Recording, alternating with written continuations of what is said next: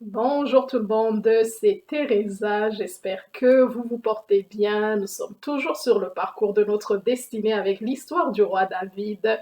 Et cette semaine, nous poursuivons et nous achevons le chapitre 1 de 2 Samuel qui s'appelle le Cantique de l'Arc. Donc ce que j'ai pensé cette semaine, c'est de clôturer en me prêtant à un exercice qu'on appelle l'analyse structurelle, qui est une méthode qui aide tout lecteur de la parole de Dieu à bien placer le texte qu'il est en train de lire dans son contexte. Parce que le piège, vu que les textes que nous lisons sont des textes anciens, il y a pour la plupart du temps un piège de tomber dans de fausses interprétations et de faire dire au texte ce qu'il ne dit pas.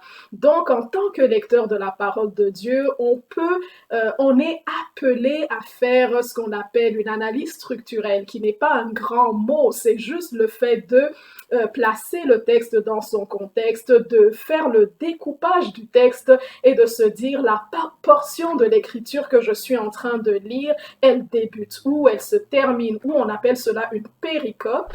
Une péricope qui est un mot qui vient du grec péricopé, qui veut tout simplement dire découpage.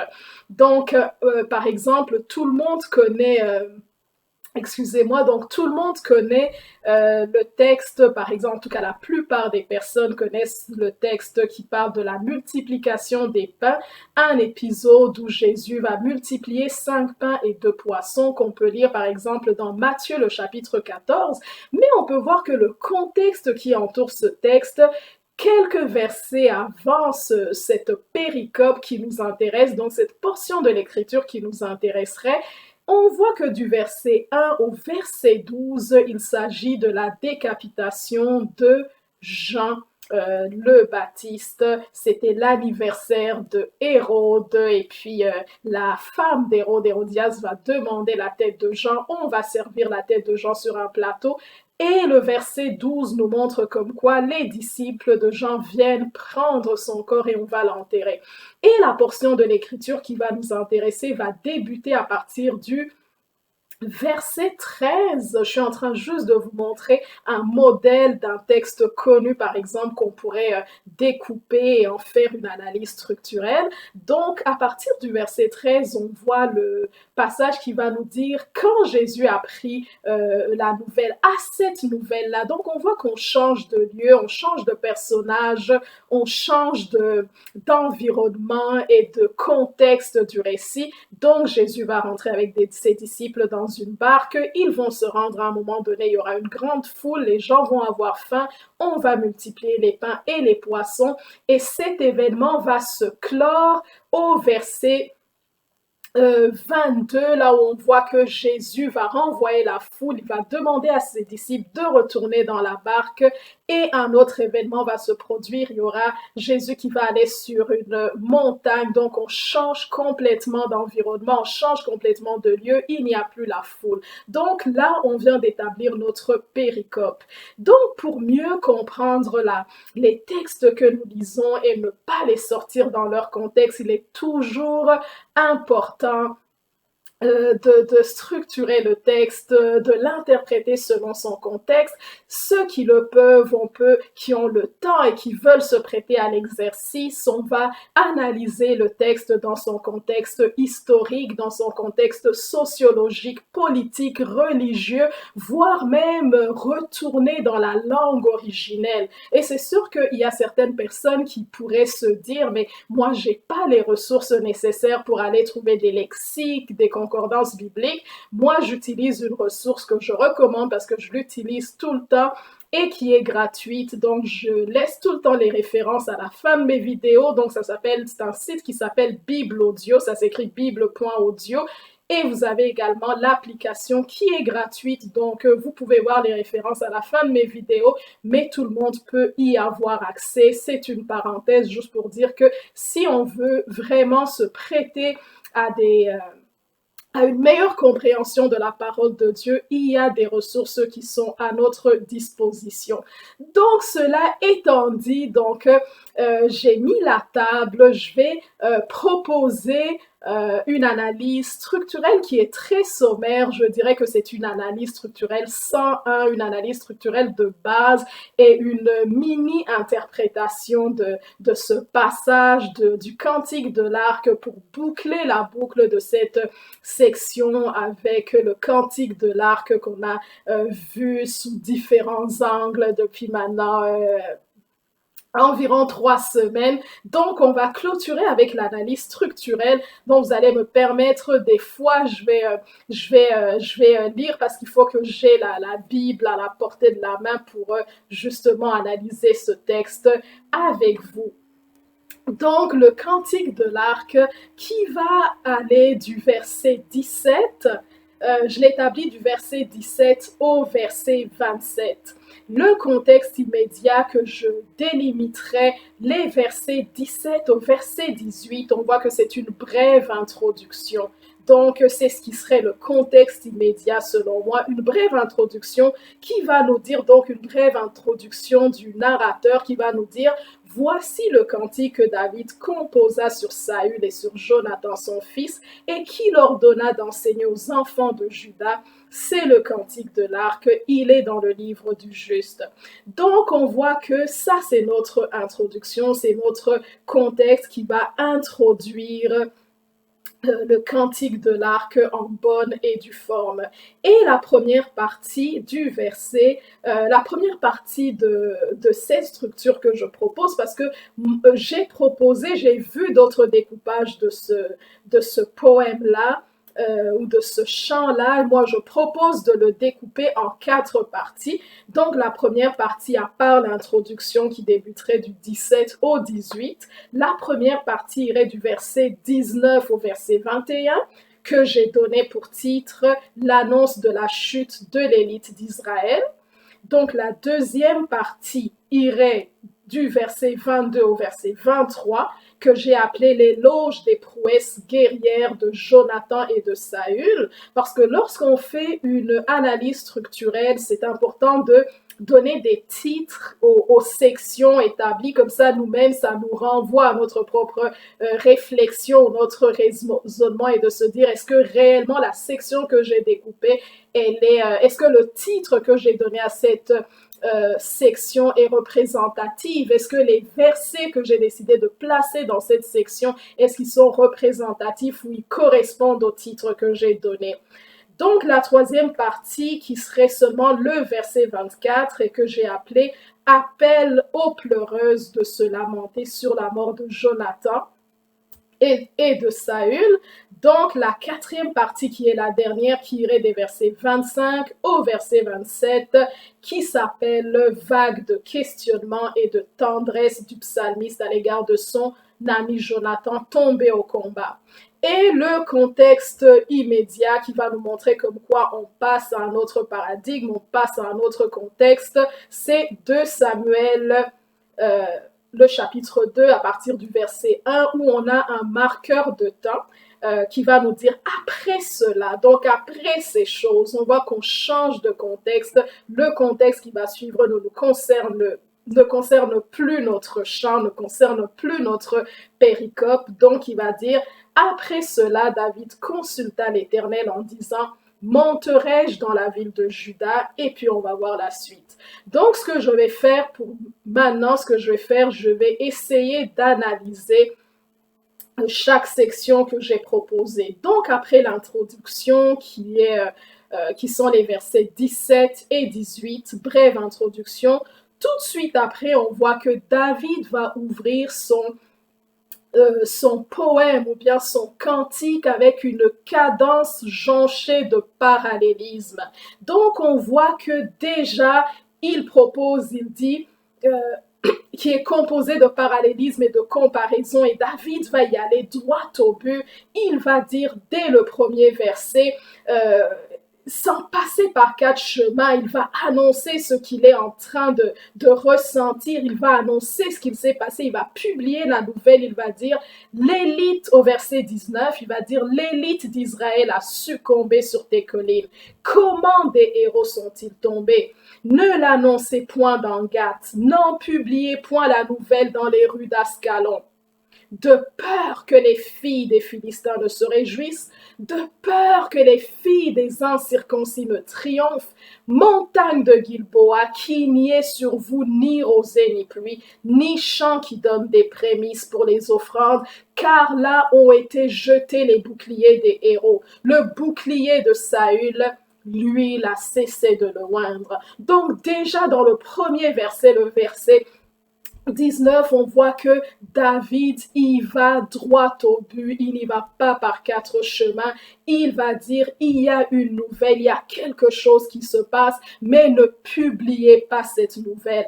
Et on voit dans ce texte que le problème n'est pas nécessairement le fait de publier la nouvelle ou pas, mais l'intention derrière la publication de cette nouvelle. Parce que tel qu'on peut le lire, par exemple, dans 2 Samuel, les versets précédents, le verset 6 à 15, on voit qu'il y avait un jeune Amalécite qui est venu annoncer justement la nouvelle de la chute de Saül à David et il espérait recevoir les éloges de David, mais on va voir que David va être en colère et il va le faire exécuter. Et il y a un commentateur que je lisais, donc qui faisait selon lui un parallèle avec le texte qui est dans Matthieu, le chapitre 4, du verset 8 à 10, où il est question du diable qui est en train de tenter Jésus dans le désert et qui va lui dire, écoute, si tu te prosternes et tu m'adores, je vais te donner tous les royaumes de la terre parce qu'ils m'ont été échus par Adam et Ève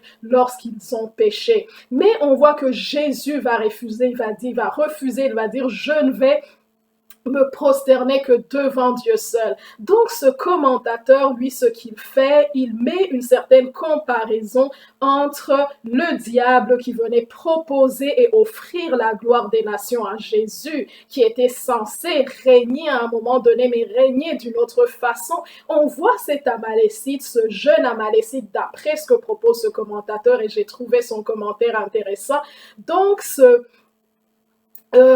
commentateur, lui, ce qu'il va proposer, il va dire que cet Amalécite est venu devant David, qui est censé régner à un moment donné. Il est venu avec le diadème de Saül et le bracelet de Saül. Il lui a offert le trône, il lui a offert la gloire. Il a dit, reçois de ma main le diadème. Reçois de ma main le diadème, la couronne royale, reçois-la de ma main. Or, la parole de Dieu nous montre que Dieu avait déjà déclaré que les Amalécites devaient être rayés de la carte parce que c'était les ennemis jurés du peuple de Dieu et c'était du même fait les ennemis jurés de Dieu. Mais cet Amalécite est venu proposer la gloire et offrir la couronne, donc le trône en tant que tel, à David, mais David a refusé et il l'a tué et donc il l'a fait exécuter.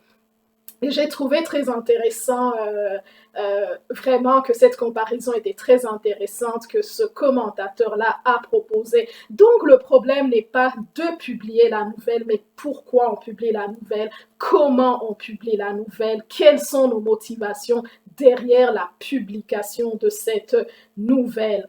Et donc le texte commence par une phrase choc, une phrase très sèche, précise et courte, qui sonne comme une exclamation, mais qui va se résoudre par un point d'interrogation. Il va dire, l'élite a succombé sur tes collines.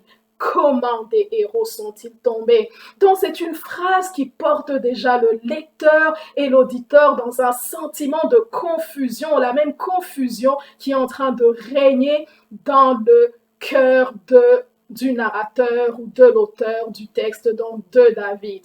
Et pour mieux comprendre un texte qu'on est en train de lire, que ce soit peu importe la littérature dans laquelle on décide de plonger nos regards, on doit se poser déjà premièrement la question, quel type de littérature que je suis en train de lire? Ici, on fait face à un poème. Donc, d'établir aussi, j'ai oublié de le dire quand j'ai commencé, Donc, établir quel genre littéraire qui nous concerne. Est-ce qu'il s'agit, par exemple, d'un évangile? Est-ce qu'il s'agit d'une épître, d'une lettre? Est-ce qu'il s'agit d'un texte apocalyptique? Est-ce qu'il s'agit d'une prophétie, d'une poésie? Parce que certainement, est-ce qu'il s'agit d'un récit? Par exemple, quand on lit les Actes des Apôtres, sont des récits. Est-ce que lorsqu'on lit un poème, on ne devrait pas l'appréhender ou le comprendre comme on essaierait d'interpréter un récit, comme par exemple les Actes des Apôtres, ou bien comme on appréhenderait par exemple un texte apocalyptique. Donc là, on fait face à une poésie, donc qui va se prêter à des hyperboles, à des exagérations, à des parallélismes et à des comparaisons. Donc là, il dit comment des héros sont-ils tombés? Donc il vient refléter un peu cette confusion qui règne à ce moment-là dans l'âme du psalmiste.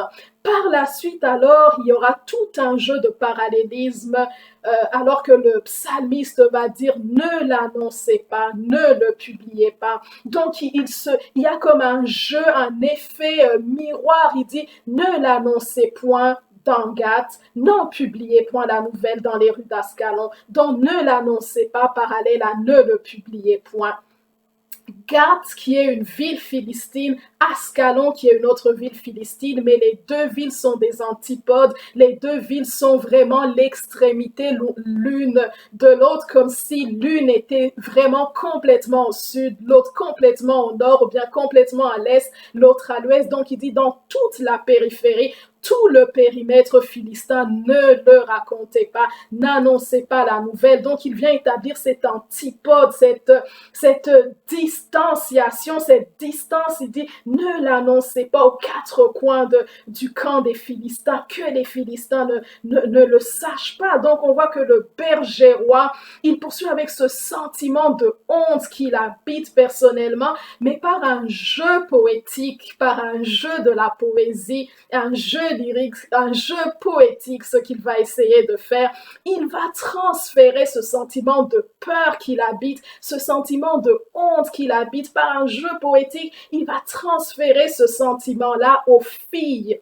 Donc, vu que dans notre croyance, ce n'est pas noble pour un homme d'exprimer ses peurs, d'exprimer sa honte. Donc, on va voir que le psalmiste, il va le faire d'une manière subtile et délicate. Il va transposer sa honte, sa peur aux filles des Philistins, mais il va le dire d'une façon noble. Il va répéter 2 fois, à 2 reprises, il va dire de peur que, donc comme on peut le voir dans le verset, la partie B du verset 20, il va dire de peur que les filles des incirconcis, de peur que les filles des Philistins. Donc parallélisme des Philistins, des incirconcis et des verbes ne se réjouissent, ne triomphent. Donc il vient encore chercher ce parallélisme ou cet effet miroir, cette poésie, mais il transpose sa peur. Il dit de peur que les filles, au lieu de dire ouvertement que c'est lui qui sent ce sentiment de peur, ce sentiment de honte. Puis ce sentiment de peur au verset qui va suivre, donc le verset 21, va migrer vers de la colère et de la révolte et il va commencer à maudire la montagne de Gilboa. Parce que la montagne de Gilboa, dans la parole de Dieu, c'était une terre féconde, c'était une terre fertile, c'était une montagne fertile de laquelle on allait tirer les prémices ou les premières récoltes de la terre pour les proposer ou les offrir en offrande à Dieu. Donc il va être révolté, le psalmiste sera révolté, il va dire que à partir de maintenant, Gilboa, il va maudire Gilboa, il va dire montagne de Gilboa, qu'il n'y ait sur vous ni rosée, ni pluie, ni champ qui donne des prémices pour les offrandes. Pourquoi? Parce que vous avez reçu le sang d'un héros, vous avez reçu le sang d'un juste, vous avez reçu le sang de loin de l'Éternel Saül. Et je vais faire une comparaison, une analogie avec un épisode similaire dans Genèse. le chapitre 4 des versets 11 à 12 où on va voir que Dieu, lorsque Caïn avait tué le juste Abel, où il avait tué son frère Abel, alors que Caïn, c'était un agriculteur, il trouvait, il tirait ses richesses dans la terre dont il prenait les prémices et offrait en offrande à l'Éternel. Quand il va tuer son frère Abel, l'Éternel va lui dire, cette terre qui te donnait des prémices, cette terre qui te donnait même la possibilité de présenter tes offrandes, elle est maudite, elle ne te produira plus de ses richesses. Donc David, il vient de faire la même chose, il vient de maudire la montagne de Gilboa, il dit cette montagne qui te permettait de présenter tes offrandes, de présenter tes prémices à l'Éternel, elle ne connaîtra ni rosée, ni pluie, ni rosée, ni champ qui donne des prémices pour les offrandes. Dans la deuxième portion du verset, David va encore se prêter à ce parallélisme, comme je dis, ce parallélisme va jalonner, joncher tout ce poème. Donc, il va aller cette fois-ci du général au spécifique. Dans son poème, donc, il va commencer, il va dire, comme on le voit dans le verset, il va dire car là ont été jetés les boucliers, on est toujours dans le verset 21, car là ont été jetés les boucliers des héros, le bouclier de Saül. Il part du général au spécifique. Donc plusieurs héros sont tombés ce jour-là sur le champ de bataille, mais il décide de mettre comme un effet entonnoir, comme un effet zoom sur la personne de Saül. Il va dire d'autres héros sont tombés ce jour-là dans les boucliers des héros. Et en l'occurrence, il souligne le bouclier de Saül, il va dire après, lui, il a cessé de les oindre. Donc, une dynastie s'est éteinte, un ministère s'est éteint.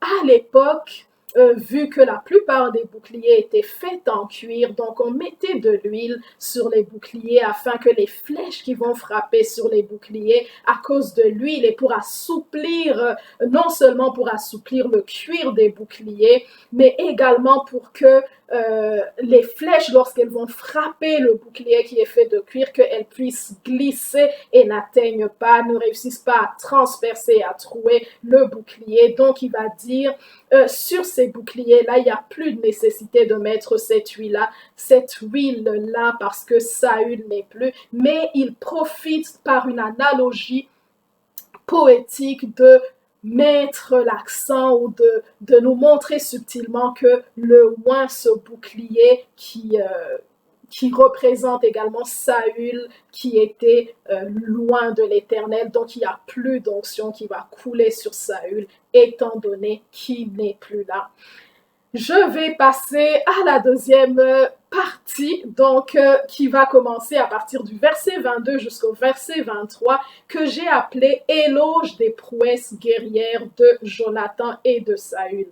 Et les versets 22-23 qui vont dire « Devant le sang des blessés, devant la graisse des plus vaillants, l'arc de Jonathan n'a jamais reculé et l'épée de Saül ne retournait point à vide. » Saül et Jonathan, aimables et chéris pendant leur vie, n'ont point été séparés dans leur mort. Ils étaient plus légers que les aigles, ils étaient plus forts que les lions.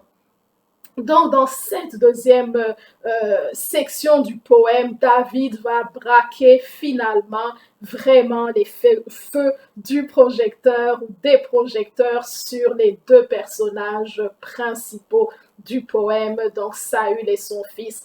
Donc, il va maintenir quand même cette cadence qu'on a vue depuis le début, qui est le parallélisme. Il va dire devant le sang des blessés, devant les plus vaillants. Donc, devant le sang des blessés, on voit que Saül et Jonathan ne reculaient devant rien. Que ce soit pour aller sauver leurs soldats blessés, ils ne reculaient pas. Que ce soit devant la graisse des plus vaillants, que ce soit devant un ennemi plus vaillant, plus fort, Jonathan et Saül n'avaient pas peur, ils ne reculaient pas. Et le parallélisme, encore, il va le mettre sur l'arc de Jonathan, l'épée de Saül. Et il va faire un autre parallélisme, reculer à vide, comme on a vu dans le texte. Donc, l'arc de Jonathan n'a jamais reculé et l'épée de Saül ne retournait point à vide. L'arc de Jonathan, parallèle l'épée de Saül, reculait à vie. Donc, on voit aussi qu'il montre que Jonathan et Saül allaient main dans la main. Ils étaient tout le temps ensemble. Cette cadence les unit, même s'il y a une séparation qui se fait aujourd'hui, d'où le parallélisme. Et on assiste ici, quand il parle de l'arc de Jonathan et de l'épée de David qui ne reculait pas et qui ne retournait pas à vide, on assiste à ce qu'on appelle une figure de style, qui est la métonymie, qui consiste à présenter par exemple le tout par la partie ou la partie par le tout, le contenu par le contenant. J'explique par exemple, si on demande à une personne qu'est-ce que tu veux boire, la personne peut répondre, on répond souvent je prendrai un verre, mais je prendrai un verre, le verre c'est le contenant, mais la personne à qui on donne cette réponse, elle comprend très bien que on prendrait ce qui est contenu dans le verre. Donc, je prendrais peut-être l'eau qui est dans le verre, je prendrais peut-être le vin qui est dans le verre, je prendrais peut-être, en tout cas, le jus qui est dans le verre. Donc, on sait que ça, c'est la métonymie. On sait dans le langage courant, c'est une figure de style qu'on emploie, mais on sait qu'on se réfère au contenant dans ce cas-ci. Donc là, on parle de l'arc de Jonathan et de l'épée de Saül qui ne reculait pas et qui ne retournait pas à vide. C'est Jonathan, c'est Saül qui transportait l'arc, qui transportait l'épée et qui ne reculait devant rien ou qui ne retournait pas à vide.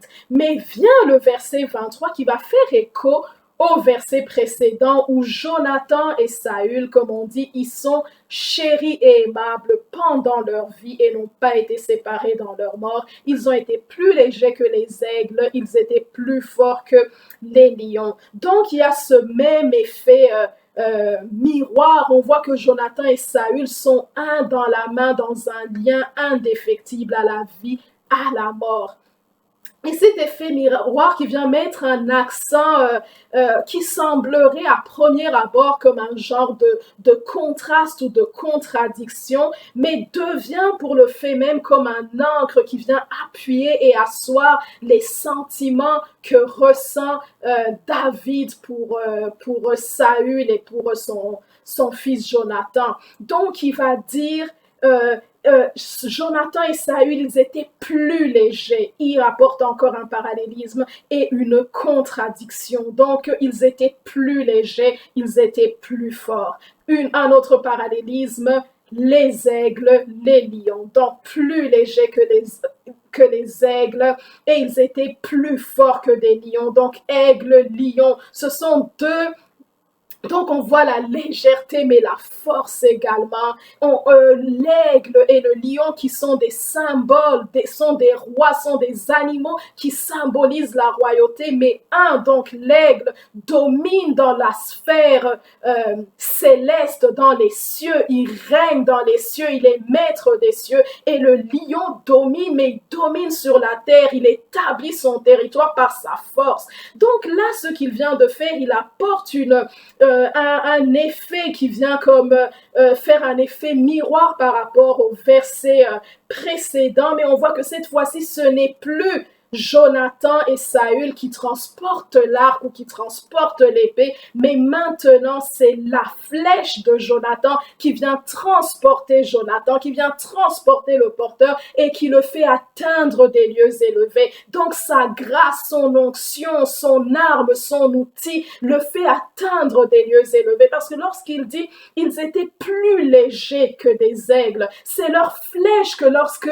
Jonathan lançait sa flèche, elle était plus agile, elle allait aussi loin, elle transperçait les cieux et allait atteindre sa cible, tel un aigle qui volerait bien haut et qui verrait une proie, il transpercerait les cieux et irait saisir sa proie. Mais également, ils sont aussi forts, ils sont établis sur leur territoire, ils règnent comme des lions sur leur territoire. Saül, avec son épée, avec sa force, il pouvait mener un corps à corps. Donc là, on voit que Ce n'est plus comme dans le verset précédent, le verset 22, où c'était Saül qui ne reculait pas et qui transportait son arme, mais là on voit que c'est son arme qui le transporte. Donc, tel un lion, son épée pouvait faire des carnages et des ravages. C'est son outil qui transporte le porteur. Donc, c'est la grâce qui transporte Saül avec son épée qui pouvait dominer dans le combat et faire un corps à corps. Donc là, David vient de nous montrer quelle estime qu'il avait pour Saül, quelle estime qu'il avait pour Jonathan. Il vient de les hisser dans la panthéon des héros. Même si lorsqu'on lit, par exemple, Hébreux 11, Jonathan et son père Saül ne sont pas hissés dans les panthéons, les héros de la foi. Donc on voit que c'est vraiment le sentiment personnel que David éprouvait pour ces deux héros-là. La troisième partie, dont l'avant-dernière partie qui va aller seulement, qui va couvrir le verset 24, et je l'ai appelé appel aux pleureuses de se lamenter sur la mort de Jonathan et Saül. Qui va nous dire, filles d'Israël, pleurez sur Saül, qui vous revêtez magnifiquement de cramoisie, qui mettez des ornements d'or sur vos habits. Donc, tel que la coutume à l'époque le voulait, on peut le lire dans Jérémie, le chapitre 9, les versets 17 à 19, et Jérémie 35, le verset 25, où on nous parle de la mort du roi Josias, par exemple, où on a dû embaucher des pleureuses professionnels pour venir pleurer pour le roi. Donc, afin de saluer l'honneur et la vie de rois ou des notables, on pouvait faire appel à des pleureuses professionnelles. Donc là, David, pour honorer et saluer la mémoire de David, de Jonathan et de son père Saül. Donc il fait appel à des pleureuses et il veut que tout le monde reconnaisse que c'est une tragédie, c'est une affaire nationale. Il appelle le reste du peuple à constater ce désastre. Il ne veut pas être le seul à pleurer ces hommes, à pleurer ces héros ce jour-là. Il en fait une affaire nationale. Il veut que le souvenir de ces hommes-là demeure dans la mémoire collective. Donc, il veut que l'histoire qui sera racontée sur Jonathan et son père Saül soit une histoire de gloire, soit une histoire de triomphe, soit une histoire qui va susciter de bons souvenirs, qui sera empreinte de souvenirs glorieux. Et la quatrième partie, donc j'achève la quatrième partie qui va être les versets 25 à 27, que j'ai appelé vague de questionnement et de tendresse du psalmiste à l'égard de Jonathan tombé au combat. Et les versets 25 à 27 vont dire « Comment des héros sont-ils tombés au milieu du combat? Comment Jonathan a-t-il succombé sur tes collines? Je suis dans la douleur à cause de toi, Jonathan, mon frère. Tu faisais tout mon plaisir. Ton amour pour moi était admirable, au-dessus de l'amour des femmes.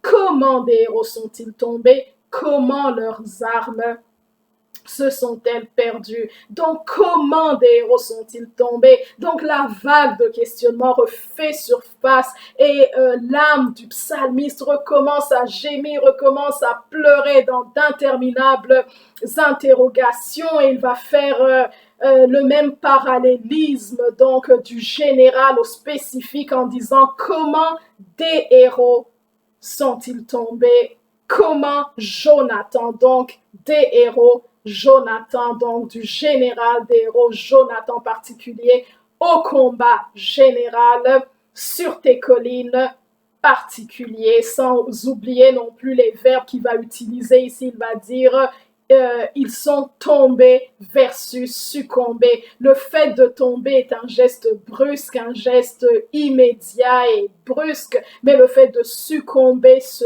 fait dans le temps. Donc, on voit cette théâtralité. Donc, de succomber, c'est lent, c'est plus lent dans le temps. Donc, on voit cet effet de théâtralité que David essaye d'incorporer, de mettre dans la séquence narrative, en tout cas poétique de son texte. Donc, il va emmener cette théâtralité, ce mouvement, cet effet de mouvement qui se fait dans un combat. Donc tomber, c'est subir, succomber, c'est plus lent, c'est plus progressif. Donc il emmène cet effet de mouvement dans son texte.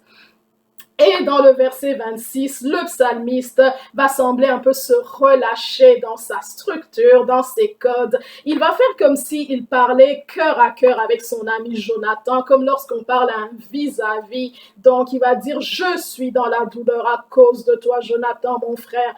Tu faisais mon plaisir, ton amour pour moi était admirable au-dessus de l'amour des femmes. Donc il se relâche, il parle cœur à son ami Jonathan, mais malgré ce genre de relâchement, il y a une intelligence derrière sa structure apparemment relâchée, mais on voit que vraiment il y a aussi ce jeu-là de comme si on parlait, comme je l'ai dit, à un vis-à-vis. Donc je suis dans la douleur à cause de toi. On se parle, moi et toi, toi. Tu faisais mon plaisir, ton amour pour moi, ton amour pour moi était admirable au-dessus de l'amour des femmes. Et sans oublier qu'il ouvre son premier verset qui commence avec la première phrase qui se termine avec le mot frère au singulier et se termine par le mot femme au pluriel. Donc, il va du singulier au pluriel, donc du spécifique au général.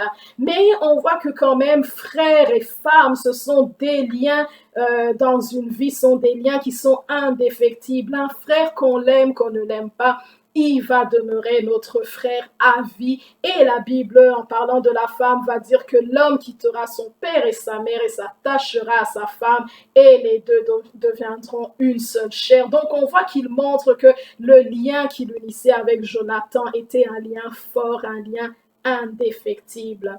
Et finalement, le cantique va se résoudre par le même parallélisme qui a parsemé le texte. Il va dire comment des héros sont-ils tombés, comment leurs armes se sont-elles perdues. Donc le poème se clôt avec une note qui a l'air apparemment triste, mais justement par ce cantique, David vient de rendre ses hommes, ses héros, il vient de les rendre immortels parce que est-ce que ces âmes se sont réellement perdues? Lorsqu'on lit le texte, on va voir que non, parce que ces hommes aujourd'hui sont célébrés de génération en génération. Ils n'ont pas seulement été célébrés en Juda, mais aujourd'hui, aux quatre coins du monde, la nouvelle a été publiée. Nous connaissons l'histoire de Jonathan et de Saül, et en lisant ce texte, quand il dit comment leurs armes se sont perdues, par ce jeu poétique, David vient d'immortaliser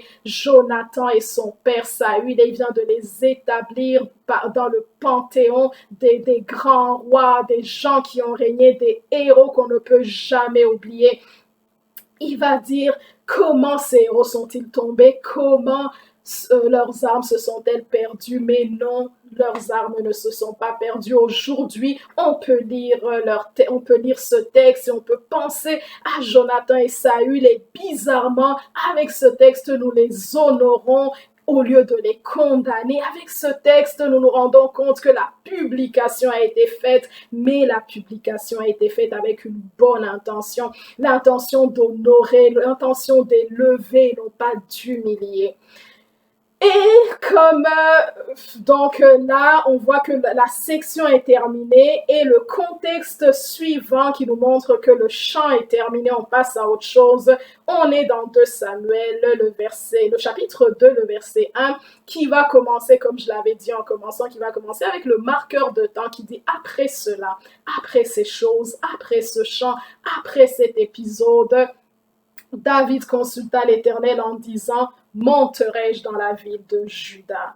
Donc, je trouvais important de me prêter à cet exercice de l'analyse structurelle et interprétative de ce texte-là. J'espère que ça vous a été d'une utilité d'une certaine utilité. En tout cas, c'est la méthode 101 pour toute personne qui veut lire, appréhender, comprendre la parole de Dieu. Donc, je me suis prêtée à cet exercice très sommaire parce que peut-être que dans l'avenir, Dieu voulant, peut-être que je pourrais faire une analyse plus détaillée et envisager d'autres angles de ce texte-là. Mais là, donc, je me suis prêtée à une analyse très sommaire, très de base, mais montrer comment on peut analyser, structurer un texte, l'interpréter, parce que l'esprit de Dieu n'est pas contre la technique.